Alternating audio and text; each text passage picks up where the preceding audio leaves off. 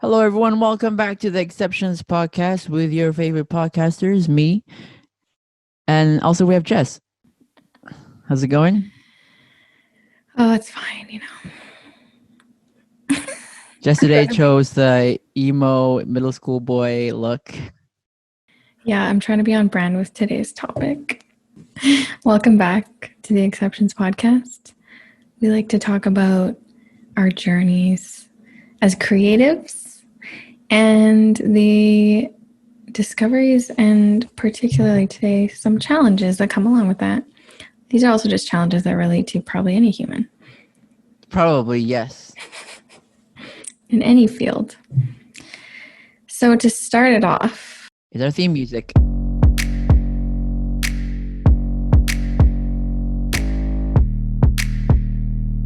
I like how we announce the theme music now. What's something exceptional that you've experienced this last week? Well, obviously, the thing that's running amok everywhere is the Wall Street bets and the stocks. Have you heard of it? Nope. Oh, you haven't heard of this yet? No. Oh, so basically, we're in different places on the internet, clearly. It's all over Twitter, but basically, a bunch of normies on Reddit got together and messed with Wall Street in a huge way. Wow. And made made people lose billions and billions of dollars just by using the market the way rich people do. But of course, now all of a sudden, you have regulators coming in like, we should be regulating this stuff. Not, of course, when rich people is doing it, but when the normies start messing around, of course, it's a problem. So that's pretty much the whole. It's pretty historic, actually, and it's a huge conversation. I was just coming from watching AOC having a Twitch live talking about this whole situation, because it reveals just how fake the whole thing is. It's just all made up, and I think normal people are catching on now. I learned so much about what short selling is and a short squeeze, like stock market nonsense that I never thought I'd learn. But here we go. The writers of 2021 were like, we're going to make it entertaining, but educational. Interesting. Yeah, I don't know anything really about it. I don't know. I feel like the 20s just decided that they're just going to switch up everything. Love it. So it's been fun. Like I said, entertaining, but educational. Very, yeah. I like how you said the writers. Whoever took over writing for the series in 2020 really was ready to go. They're like, we're failing. We got to bring back the audience. Yeah, right. Yeah. Now that's funny because now everyone is waking up to how crazy our world is. Everyone's watching Earth again. My opinion is that we're being rushed on the timeline because the Galactic Federation wants us to be part of the Galactic Federation, but we're just not evolved yet. That's a good way to look at it. Yeah, this'll help. It's my copium. Life's so crazy. I gotta drink up this copium. So how about you? Anything exceptional? I mean, you can't beat my exceptional thing, but go ahead, try. No, I can't. I don't have an exceptional thing. I really don't. Life feels like Groundhog Day, as I've heard people relate it to lately. A little bit. Right. Yeah. Groundhog Day. Is that why you were dressed like a middle school emo boy? Okay, let's keep bringing it up. Okay. No. What do you have against my outfit? I'm feeling feisty today, so come at me. Let's talk about it. No, I'm nothing against your outfit. It was just like when you came on screen, you're just like. That's because the topic of today's episode is apathy. Jess was so apathetic about today's topic that she made me choose the topic. She was like, what do you want to talk about? I'm like, I don't know, apathy to push. And she's like, done. I'm like, you don't care. You don't care about this. No, that was literally the part. You read my mind and assumed the topic without me even knowing it. Okay, so do you want to have a check-in? We haven't really checked in about like our our paths to our kind of creative goals, which refresh us about your path. I don't know why I'm calling it that, but whatever you want. My pathway, my pathing. So my pathing at the moment. No, so I am a musician. I'm working towards being a recording artist and, having my first worldwide arena tour. Basic stuff.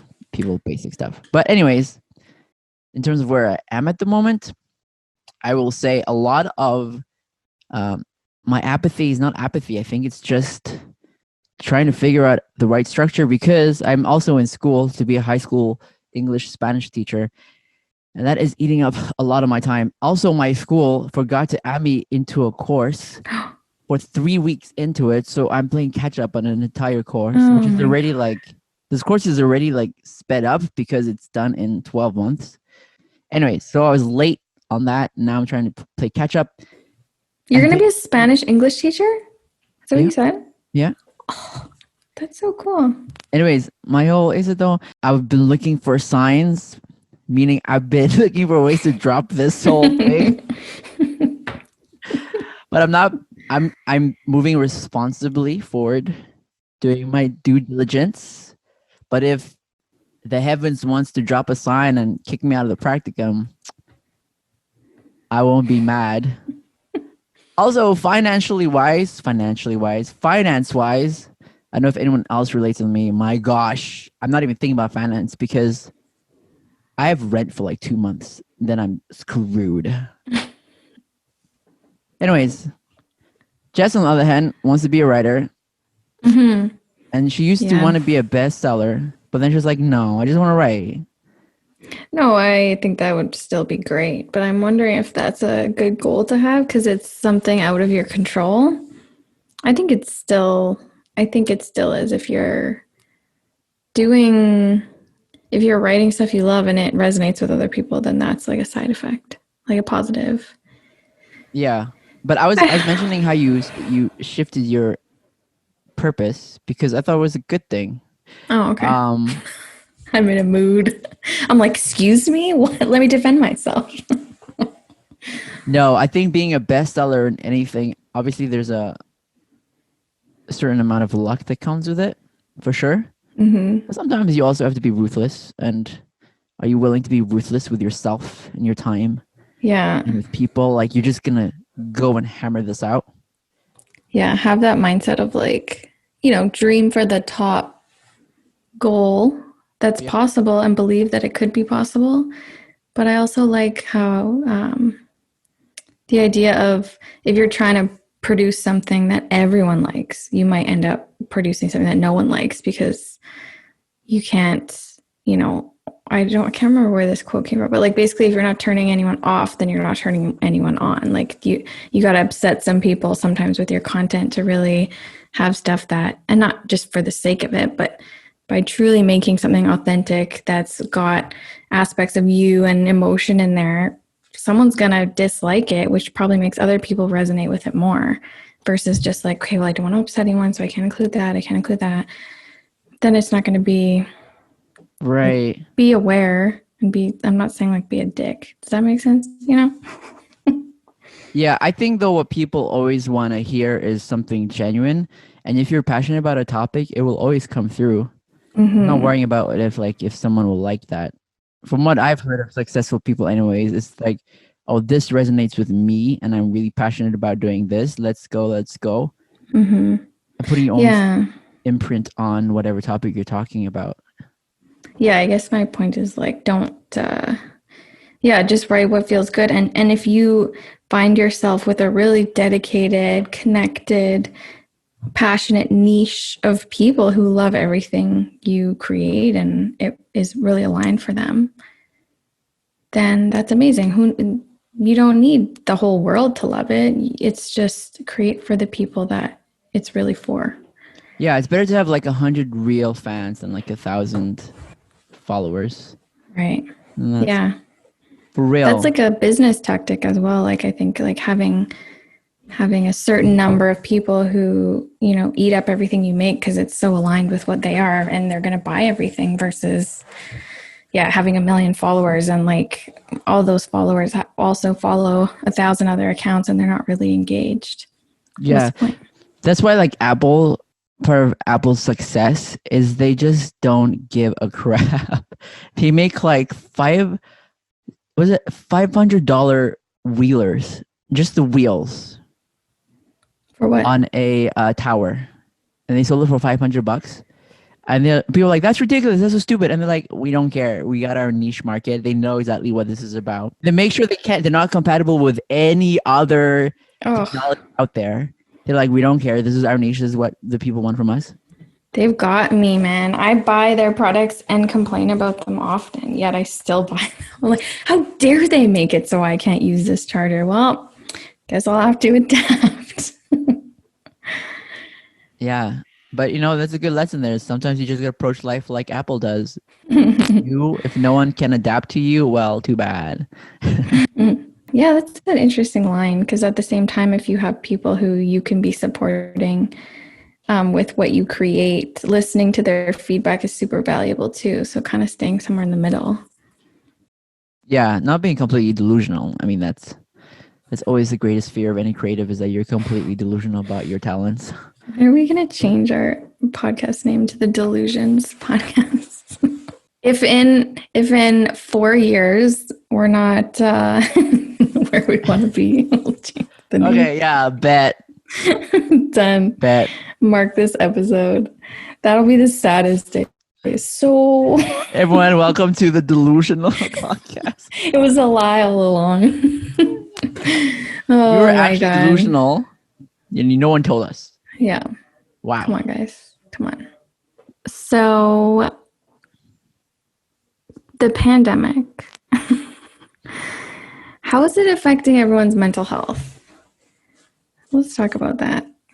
Does it create apathy in us, or does it create extra emotionality? Because I feel like I've experienced both. Some days when it comes to work, I'm like,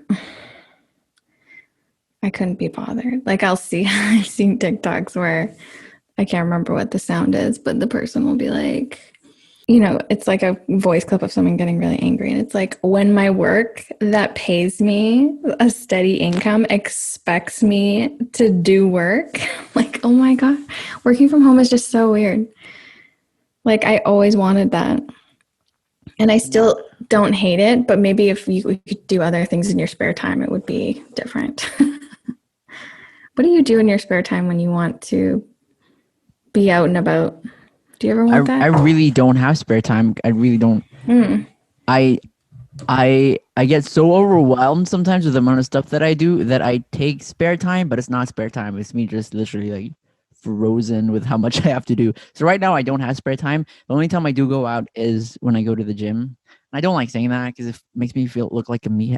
I'm not a meathead at all. Obviously, you can see me.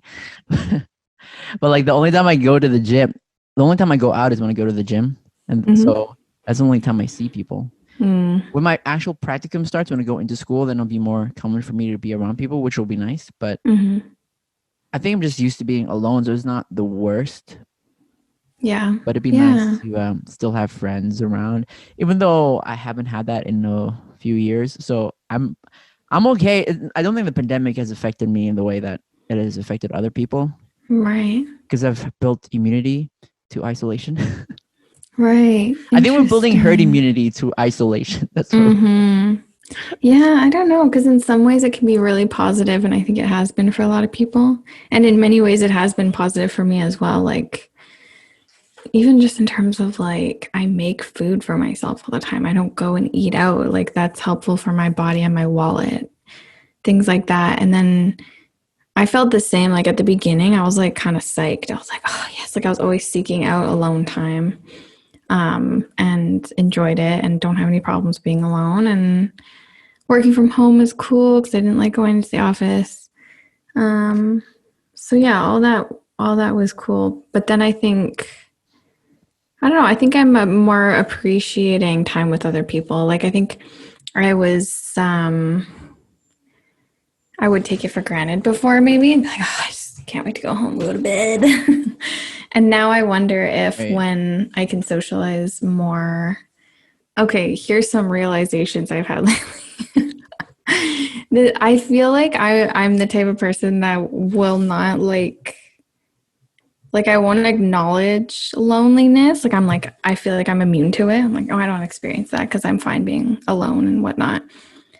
But I think that there's certain things I do that show that that's the case, like not wanting, like avoiding being alone in silence, for example. So like having something on in the background, music, podcast, whatever, Right. or how easy it is to get into like scrolling for hours and hours on TikTok or something like that. Or yeah, like when I'm not productive on things, it's because I'm doing that and numbing out to stuff when in order to have an idea and to follow through with it, you need to have those moments of like silence to just like be. And that's, yeah, that's been hard lately. Right. Yeah, I think the scrolling endlessly on social media, part of it is you're looking for a community, and it does feel it's like a pseudo community. I think a lot of the reasons why people scroll so much is that they feel that sense of another human being. Mm-hmm. You know. I remember there was a day last week where I'd been on TikTok a lot, blah, blah, blah, whatever. And then I made a decision that evening, okay, no screens. Like for a couple hours before bed, I read a bit. I did yoga in the morning, I think. Got up at a good time and just did those things. And it did help. And I think it's just like, it seems like, oh, duh, of course. But you kind of don't think that these things are having a negative effect. Like, I'll just grab my phone when I wake up and just look at it for a little bit in bed. And then it's like 5 minutes before I start work. So then I like jump on my Zoom call, like not having done anything to care for myself, like in any way. I haven't even eaten breakfast, I haven't done anything. And of course, you're going to start the day off in a mindset that's not like focused and ready versus that day I had. And I texted my friend that day and I was like, I did it. I did some things that were good for me. Like, so yeah, I think it comes and goes in phases as well. The days where you don't want to do the good habits are literally the days where you need to do them. And I've come to a realization of that this week, that I don't necessarily feel good at all this whole month. I've not felt any sense of really positive emotions, except when I force myself to feel positive emotions.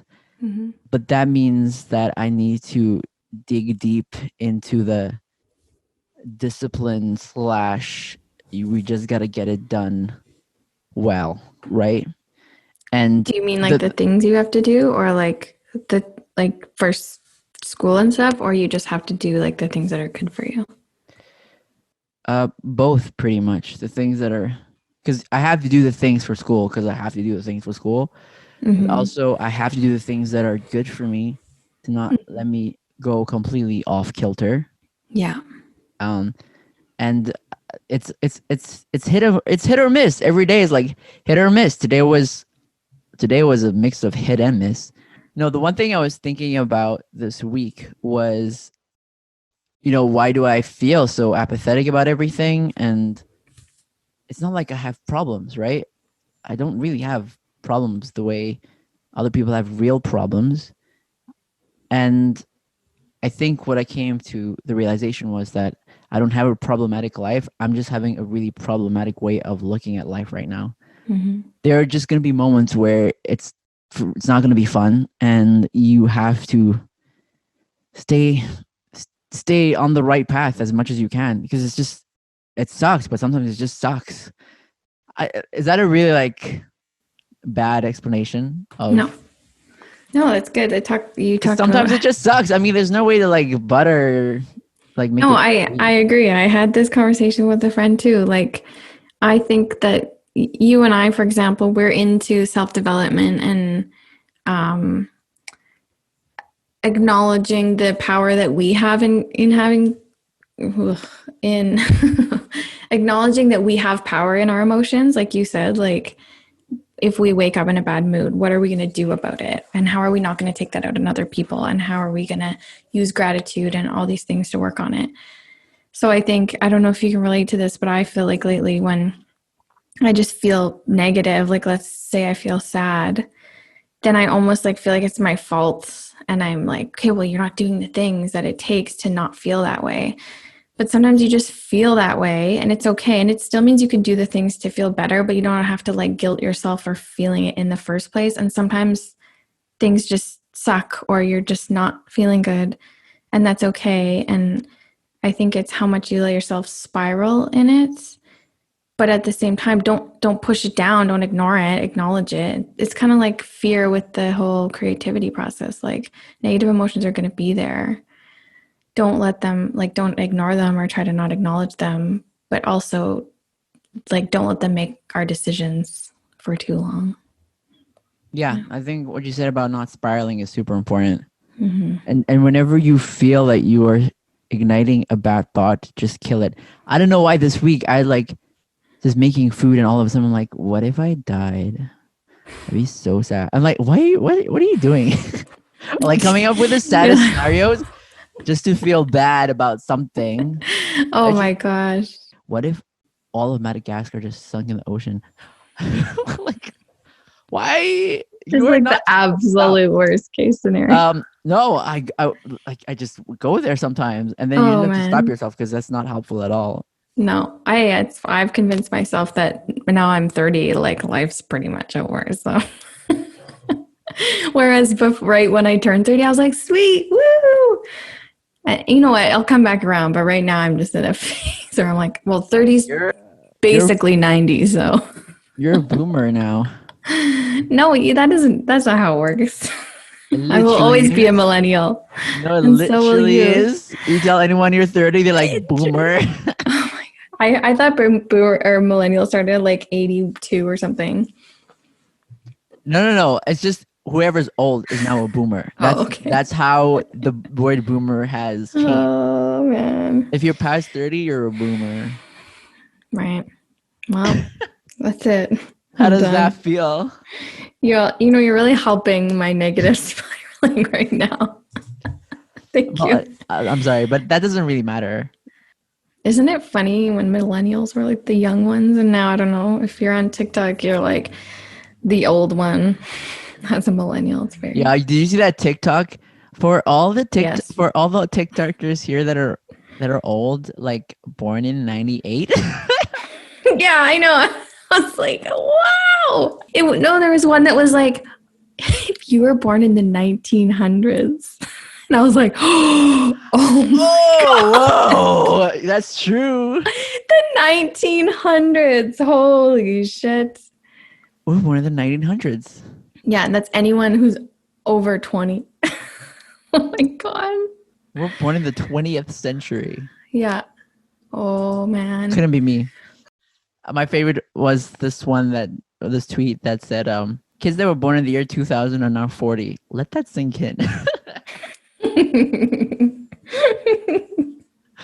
I'm like, that's so true. So, just because of my job, sometimes we get taught some counseling type strategies. And I believe these are from motivational interviewing, which is kind of like strengths focus, like ways of looking at problems. So just thinking about the things we're talking about today, a takeaway that I'd like to leave you with is, so these questions are for when you're working through a difficult situation, and that could be negative mindset, it could be addiction to social media, it could be things like that. And the question I liked was, what is the cost, two questions.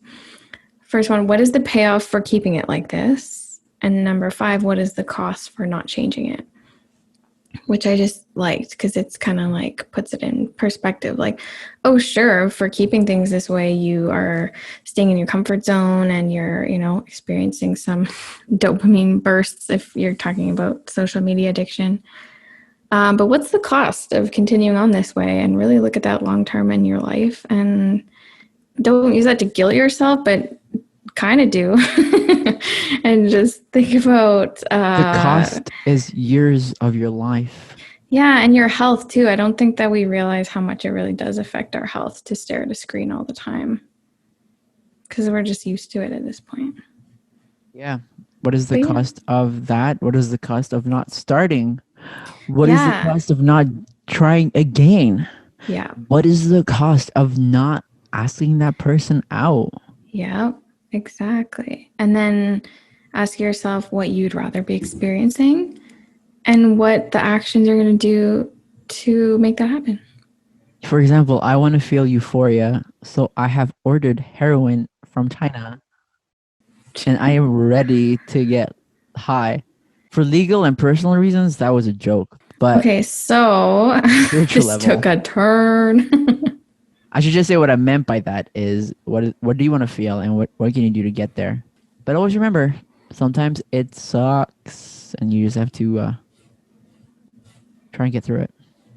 That's really Yeah, bad make the most advice. of it. Well, okay, yeah, that's pretty dark. It's true though. Don't get mad at yourself for when life does suck. It's okay. But remember to take a moment and just think about all the magical things in life. I know that that's probably hard if you're in a really, really difficult situation, but take a moment and think about what you are grateful for. I know that's like the most basic, commonly used advice, but it's true. I'll just use myself as an example. Like when I'm really down about stuff, like it's fine. It's okay to feel that way, but then to spiral in it is like just taking advantage of my situation. Like I'm so lucky in so many ways. You know, I have all my basic needs met. I have X, Y, Z, blah, blah, blah. So it kind of just puts it back into perspective. And then you also think about all the magical things, like freaking cool movies and music. And Yeah, and another lowbrow tactic that you could use is just YouTube Liberian gang leaders cannibalism or Fenmore. Madagascar prison system, and you'll realize how much worse people have it out there. Trust me, Yes. it can be helpful. Oh, it's true. Okay, on that note, this episode is sponsored by heroin and gang leaders. No, stop. Too much. Too much, I know. Cut that out. Cut it out. This is why the sponsors come to me. And not you. when Jess does sponsors, it's like really dark. Actually, we've lost all our sponsors for today because of Jess's sponsorship. I'd like to apologize, make an official apology to all our sponsors. That will never happen again. Anyways, everyone, prayers and thoughts for Jess. And she's going through her emo middle school boy phase again. Embrace the pain. That is life. Love that you can feel all of it. And on that note, I take my inspiration for today's outfit from a TikTok that said, from a girl saying, "Why do I feel so good when I dress like a boy that would have gaslighted the shit out of me in middle school?" Remember, everyone, have fun out there.